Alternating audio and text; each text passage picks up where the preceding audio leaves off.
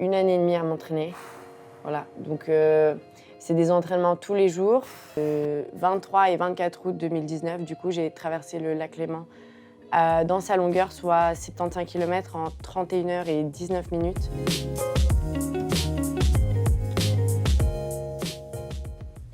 Bonjour et bienvenue dans un nouvel épisode de The Process House saison 2.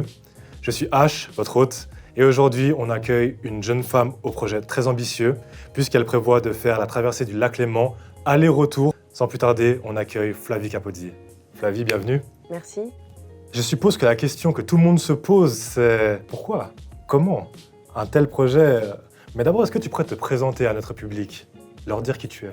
Alors, du coup, je m'appelle Flavie Capozzi, j'ai 23 ans et je suis professeure de natation depuis 5 ans, donc dans le domaine du sport. Le 23 et 24 août 2019, du coup, j'ai traversé le lac Léman dans sa longueur, soit 75 km en 31 heures et 19 minutes. D'accord. Pour 2 associations contre le cancer chez les enfants et une association pour les enfants qui ont été atteints d'un handicap. D'accord, voilà. Donc en fait, t'en es pas à ton premier coup d'essai.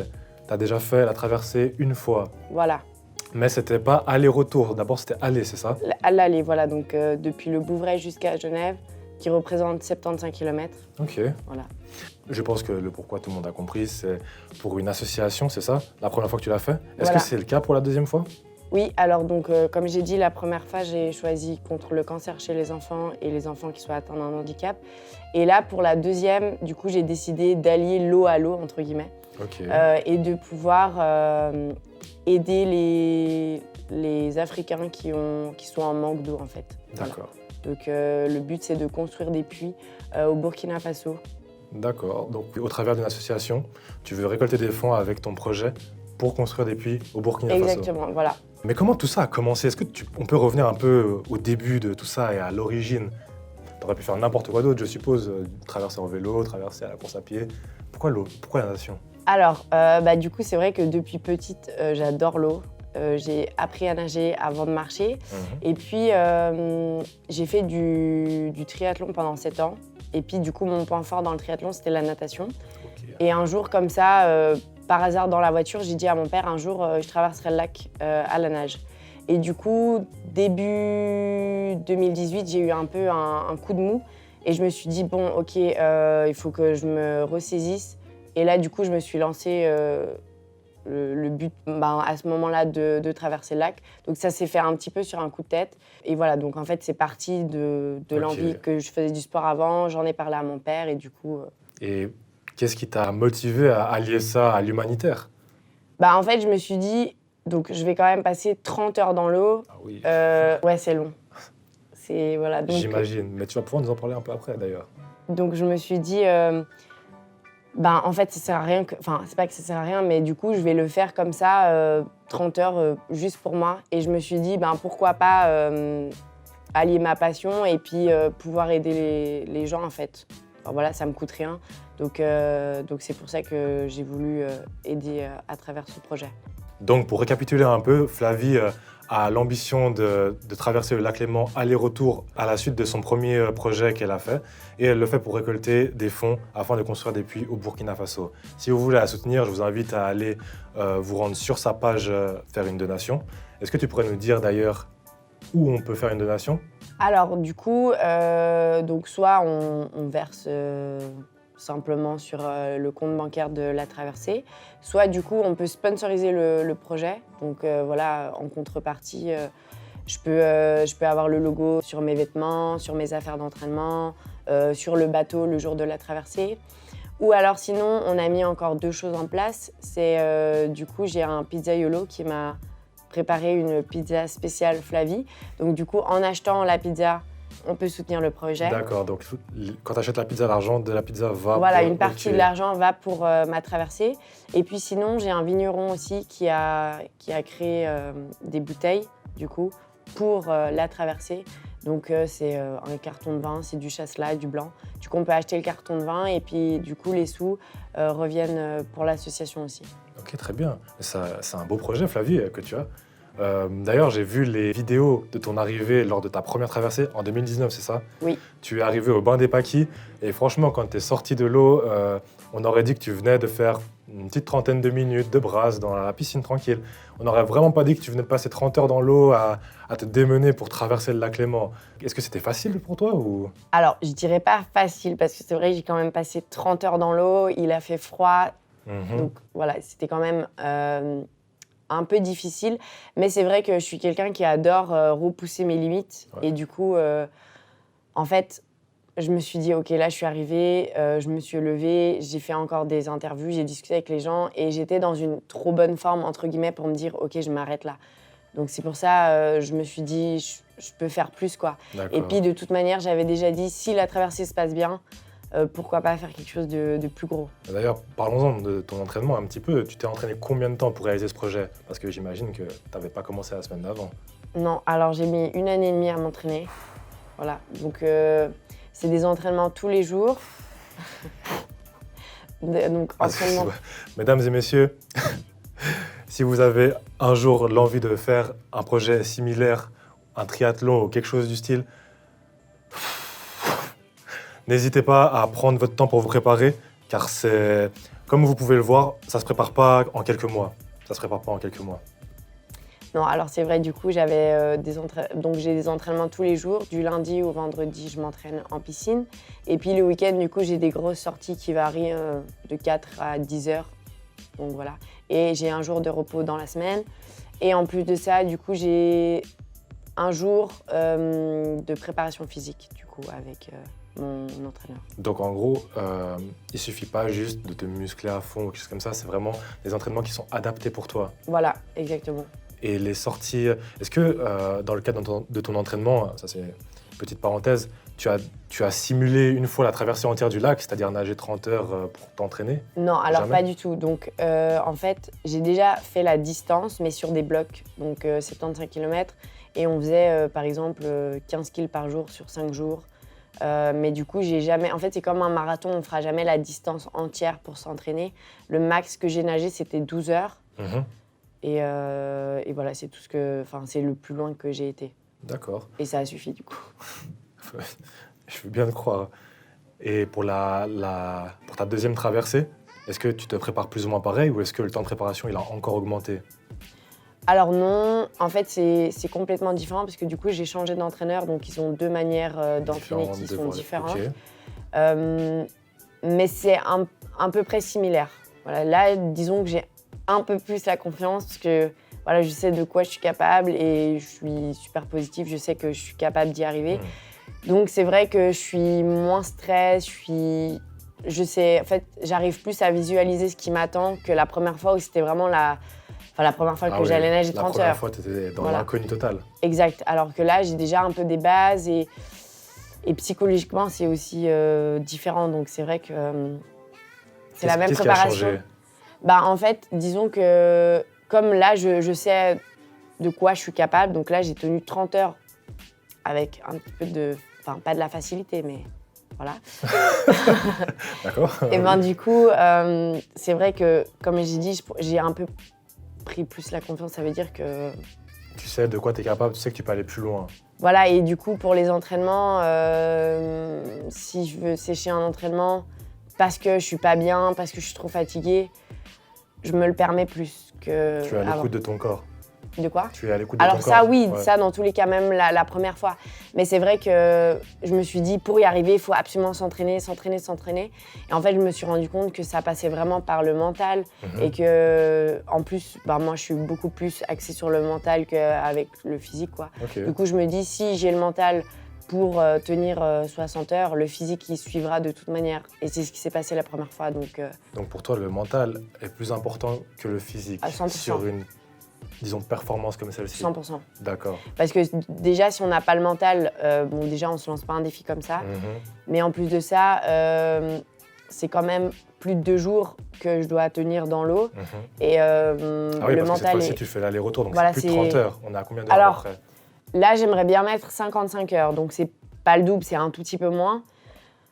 Mais voilà, c'est quand même... faut quand même tenir 55 heures dans l'eau. C'est conséquent. Voilà. Et au niveau de la traversée en elle-même, comment ça se passe? Parce que on imagine, tu nous dis que tu passes 55 heures dans l'eau, tu nages pas les 55 heures, tu dois bien faire des petites pauses par-ci par-là, je pense, j'espère. Alors du coup, toutes les 20 minutes, je m'arrête au bord du bateau pour Ok. m'alimenter et pour m'hydrater. Donc ça, c'est toutes les 20 minutes. Ok. Et c'est à peu près des pauses de 3 à 5 minutes maximum pour éviter que je me refroidisse. D'accord, donc t'es pas toute seule dans l'eau en fait, t'as quand même une équipe qui te suit. Oui. Ok. Alors du coup, j'ai 2 bateaux où sur le bateau, du coup, il y a mon entraîneur, mon papa, les pilotes, Mhm. mon physio, masseuse, médecin. Enfin voilà, j'ai une grosse équipe qui m'encadre. De toute manière, c'est pas possible de faire ça Bien sûr. tout seul. Donc du coup, ouais, j'ai quand même une grosse équipe. Et puis, Et le sommeil, c'est... Parce que donc tu t'arrêtes toutes les 20 minutes et chaque 20 minutes tu manges ou c'est Oui. seulement chaque 20 minutes tu Mhm. manges. Tu te sens pas un peu lourde pour nager après ça? non, parce que du coup, c'est pas genre, je m'enfile pas un Oui. McDo ou Oui, une assiette de pâtes. j'imagine bien, C'est ouais. vraiment une compote, Ok. des fruits secs. Histoire de garder la force pendant toute la Voilà. durée. Et puis, en fait, dans l'eau, on se rend pas compte, mais on perd hyper beaucoup de calories. Enfin, on se grille assez vite. Du coup, on a fait des tests toutes les heures, toutes les 30 minutes, toutes les 45 minutes. Et on a remarqué que vraiment, moi, c'était toutes les 20 minutes. Et du coup, c'est quelque chose qui joue bien. Et puis après, voilà, c'est en fonction de mes envies. Si d'un coup, j'ai envie de fromage, je mange du fromage. Pendant la traversée, on m'a donné des bouts de fondue chinoise. Ah oui. Voilà. Donc j'ai vraiment mangé de tout, des bonbons Dragibus au milieu de la nuit, des barres Nesquik. Ah, donc pendant que tu es là-bas, c'est toi qui C'est fais la le fête. menu. Voilà, c'est vraiment selon mon envie et Ok. selon comment je me sens. Et au niveau du sommeil, tu t'arrêtes un moment pour dormir quelques heures ou même pas? Alors, la première traversée, je m'étais arrêtée une fois et j'avais dormi 20 minutes. On avait fait une turbo-sieste. Donc jamais plus de 20 minutes, Non. que ce soit pour manger ou pour dormir. Non, jamais. Non, c'était c'était la plus grande pause. Et puis de toute manière, pour le sommeil, il ne faut pas que je rentre dans un sommeil profond parce que du coup, après, Fatigue. c'est fini. Donc vraiment, c'est juste histoire de me reposer. Mais voilà, j'ai mon bonnet, mes lunettes, ma combi, je trempe, je suis couchée par terre avec juste une couverture dessus. C'est vraiment purement psychologique, quoi, juste pour me dire, ok, je me suis arrêtée, c'est bon, je peux repartir, quoi. Donc, ouais, c'est vraiment un défi quand même assez extrême Ouais. que tu entreprends là parce que l'entraînement qu'il y a derrière, la préparation, donc tu nous dis que tu es entouré d'une équipe avec des sponsors, des masseurs, des nutritionnistes aussi. Alors ouais, j'ai masseur, nutritionniste, entraîneur de natation, entraîneur physique, médecin du sport. C'est toi qui as rassemblé cette équipe? Masseuse, j'ai dit physio. Ouais. Ouais, je l'ai rassemblé en faisant du bouche à oreille en fait. Enfin, je suis partie de mon entraîneur. Et puis après, comme j'ai fait du triathlon, je connaissais déjà ma nutritionniste. Après, du coup, il y a un masseur qui s'est rallié avec nous, une masseuse. Mon papa qui connaissait physio, le physio qui connaissait un médecin. Et en fait, ils ont tous été partants du coup pour m'accompagner. Et pareil du coup pour celle qui va arriver en 2022. Donc de toute manière, c'est important d'avoir des gens autour de moi. Je ne pourrais jamais faire ça toute seule. Bien sûr. Donc, mesdames et messieurs, important pour ce genre de projet, il faut s'encadrer d'une bonne équipe, comme Flavie nous le dit, et une bonne préparation mentale plus que physique est nécessaire pour tenir ce projet et déjà pour vous lancer dans ce genre de projet. Donc maintenant, Flavie, j'aurais aimé savoir, imagine-toi à la fin de la deuxième traversée, quand tu vas arriver à destination, comment est-ce que tu te sentirais? Stressée, joyeuse, fatiguée, anxieuse, fière? Qu'est-ce que tu ressentirais si maintenant tu étais là avec nous à la fin de la traversée? Alors déjà, je pense crever. J'espère que du coup, j'arrive et que je me dise ok, là c'est bon, ça a été assez difficile. Je pense fière, oui, je pense aussi. Après, comme c'est mon domaine en fait, je suis pas fière de moi parce que pour moi c'est quelque chose de banal en fait. Les autres le voient ça comme un truc de ouf. Tout à fait. Et moi en fait j'ai l'habitude, je m'entraîne pour ça, donc en fait voilà, j'ai juste terminé ce que j'avais à faire quoi. Ok. Mais je pense soulagée déjà d'avoir réussi, parce que du coup je vais réussir, donc soulagée d'avoir réussi. Exactement. Et puis aussi après à voir comment je me sens, là du coup je peux pas le dire, mais peut-être que du coup je vais avoir l'envie de faire plus fou. Troisième traversée, aller-retour. Alors, le record du monde d'eau libre, il est établi à 210 km, je crois. Donc, Il y a de la marge. ouais, il reste une traversée du coup. Mais c'est vrai que voilà, aujourd'hui j'ai 23 ans, c'est vrai que j'ai une grosse envie d'avoir des enfants, fonder ma famille. Là, je suis en projet d'ouvrir mon école de natation. D'accord. Donc c'est vrai que j'ai d'autres projets et puis là, du coup, avec les entraînements, etc., je suis beaucoup limitée, même au niveau de vie sociale, etc. Donc c'est vrai que je pense qu'après cette traversée-là, Tu vas faire je une vais pause. m'arrêter, je vais faire une pause. Mais d'ailleurs, c'est intéressant que tu mentionnes ça parce que devoir s'entraîner quasiment tous les jours avec seulement un jour de pause par semaine, en plus tu travailles, tu as des projets très ambitieux et tu as un mental très solide, mais comment tu fais pour allier ça à ta vie sociale? Bah justement, c'est vrai que là, je le vois de plus en plus, surtout pour ma deuxième Fois consécutive. voilà. En fait, ce qui est difficile, c'est vraiment de jongler le boulot, les entraînements, avoir un sommeil convenable, Ouais. une alimentation convenable. Et puis c'est vrai que du coup, comme j'ai beaucoup d'ambition, je fais un peu de tout en même temps. Du coup, c'est vrai que là, j'ai mon projet de Tu dirais que traversée. c'est un problème ou plutôt un atout? Alors, les deux. Les deux. Hein. Un atout, je pense que c'est bien parce que du coup, je sais ce que je me veux dans la vie et du coup, j'ai toujours des buts, des objectifs et du coup, je m'ennuie jamais parce que c'est vrai que si j'ai pas ça dans ma vie, moi, je suis capable de faire une dépression. Il me faut vraiment des buts, il me faut vraiment des challenges pour que je puisse vivre correctement. Et sinon, c'est un peu négatif aussi dans le sens où, bah, du coup, là, il y a beaucoup, quoi. Je travaille, des fois, j'ai des journées de 11 heures consécutives. Je dois faire en plus mon entraînement, rentrer à la maison. J'ai quand même un chez moi où il faut que ça soit clean, ouais, bien etc. sûr. Donc, c'est vrai que, voilà. Et puis, à côté, j'ai encore mes autres projets dans ma vie privée, etc. Tout à fait. Donc, c'est vrai que je dirais les deux. Si on pouvait revenir un instant sur l'association pour qui tu fais ce projet, donc tu m'as dit que c'était pour construire des puits au Burkina Faso. Oui. Est-ce que déjà à ce stade, d'ailleurs, est-ce que tu pourrais nous dire quand est-ce qu'elle est la deuxième traversée? Alors, la deuxième traversée, elle se déroulera le 28, 29, 30 juillet 2022. D'accord. Du coup, je vais partir de Genève jusqu'à Veto, c'est entre Villeneuve et le château de Chillon, D'accord. et revenir du coup à Genève. À ce stade actuel, je pense que tu as déjà commencé à t'entraîner